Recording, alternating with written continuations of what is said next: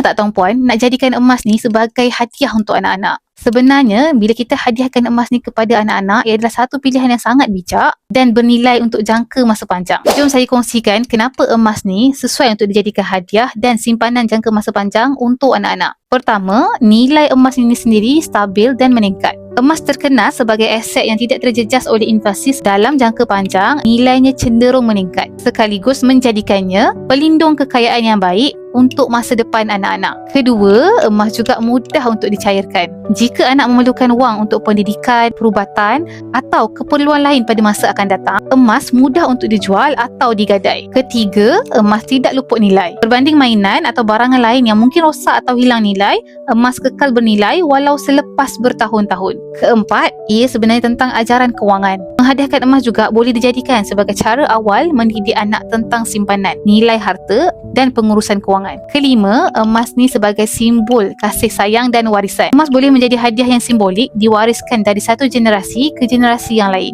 Contohnya dalam bentuk dinar ataupun gold bar. Di Public Gold, kita ada akaun Emascap Junior yang mana perempuan boleh mulakan simpanan emas untuk anak-anak serendah RM50 secara auto debit.